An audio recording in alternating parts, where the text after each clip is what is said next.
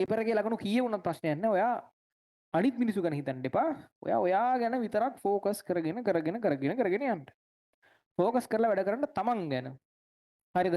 වටපිටාවේ සිදුවන දේ සම්බන්ධව එච්චර හිතන්න එපා. වටපිටාවේ සිදුවන දේ එච්චර වැදගත් නෑ. තමන් ඇතුලේ තමයි තමන්ගේ ගමන තියෙන්නේ. අනික් කට්ටිය කොහොමද කරන්නේ? ඒගොල්ලන්ගේ ලකුණු වැඩි වෙන්නේ කොහොමද? එහෙම අර කම්පිටිෂන් එකක් විදිහට දකින්න එපා කිසි දෙයක්. තමන්වම කරගන්න බලන්න දවසින් දවස තමන්වම ඉහළට දාගන්න බලන්න. හරිද? ඒ කියන්නේ අර අස්සයාගේ කතන්දරේ වගේ.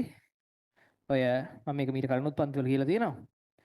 ඒ කියන්නේ දැන් ඔය අස්සයෝ අසරේස් යද්දී මේ අස්සෙක් එක දැන් ඔක හොයාගෙන තියෙන්නේ එංගලන්තෙදී.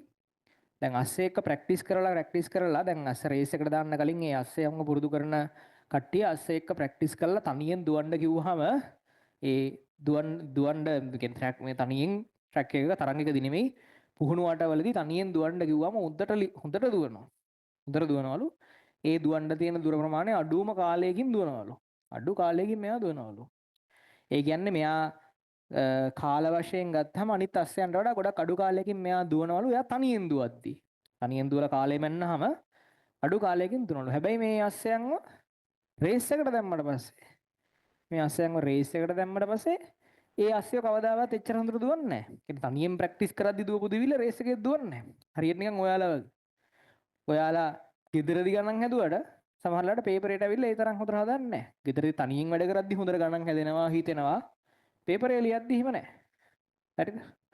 එතකොට දැන් අර ඕකට වීරියමක් විදිහට අරගොල්ලෝ කල්පනා කරාලු දැන් මොකද්ද මෙතන තියෙන ප්‍රශ්නේ කියන එක හොයලා මෙයාලා හොයාගත්තේ අර රේස් එකේ දුවද්දි මේ අස්සයාගේ ඇස් දෙක තියෙන්නේ කොහොමද ටිකක් පැත්තට වෙන්නනේ. එතකොට රේස් එකේ දුවද්දි මේ අස්සයට පේනවා අරූ දුවනවා. තමන්ට ළඟ එකා දුවනවා තමන්ට වඩා හොඳට. මූ සමහරට තමන්ට වඩා හොඳට දුවනවා. සමහරලාට ඌ තමන්ට වඩා හොඳට දුවන්නේ නැහැ. තමන් ඉස්සරහෙන් යන්නේ නමුත් ඌ පිටිපස්සෙන් ඉක්මනින් ලං වෙනවා. අර ඌ අර හැම වටේ පිටේ දේවල් සම්බන්ධ අවධානයෙන් තමයි දුවන්නේ. ඒ නිසාලු ඌගේ අර රේස් එකේ දුවද්දි ඌගේ ටයිමින් අප්සෙට් යන්නේ. ඒ නිසා දැන් අස්සයෝ රේස් වල දුවද්දි අස්සයන්ව පුරුදු කරද්දි රේස් වල දුවද්දි ඔක්කොම ඕගොල්ලෝ දැකලා ඇති සමහරලාට මෙහෙම දානවා. දෙපැත්ත පේන්නේ නැති වෙන්න ඉස්සරහ විතරක් පේන්න මෙහෙම එකක් දානවා.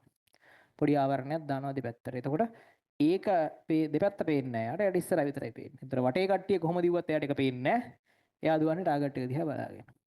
ඕක හරි වැදගත් කතන්දරයක්. තමන්ගේ performance අඩු වෙනවා තමන් වටේ පිටේ සිදුවීම් ගැන අවධානය යොමු කරන්න ගියොත් එහෙම. මොකද කොහොම කරත් අනිවාර්යයෙන්ම දුකක් විතරයි ඉතුරු වෙන්නේ මොනවා හරි කාත් එක්ක හරි කම්පෙයා කරන්න ගියා. ඒ කියන්නේ දැන් ඔයාලට හිතෙනවා අනිත් කට්ටිය ඔයාට වඩා හොඳයි කියලා. කොහොම කරත් කොච්චර හිතුණත් ඒක හිතෙන්නේ මේ විදිහටමයි. ඒ නිසා වටේ පිටේ දේවල් සම්බන්ධව සංසන්දනය කරන්න යන්න එපා. සම්පූර්ණයෙන්ම තමන්ගේ වැඩේ තමන් ඉන්න. ගිය සතියේ ගත්තේ ලකුණු 12යි නම්. හිතන්න ඔයත් 12යි, ඔයගේ යාළුවාත් 12යි ගිය සතියේ. යාළුවා මේ පාර 80ක් කරා. ඔයා අරන් තියෙන්නේ 14යි. ප්‍රශ්නයක් නැහැ. ඔයාට එයාගේ ඒව වැඩක් නැහැ. ඔයාට තියෙන්නේ ඔයා ගිය පාරට වඩා හොඳයි නම් එච්චරයි.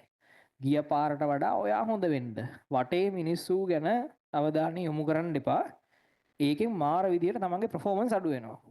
තමන්ගම ફોකස් කරන්න. තමන්ගම ફોකස් තමන්ගේ වැඩේ කරගෙන ඉස්සරහට යන්න. හරිද?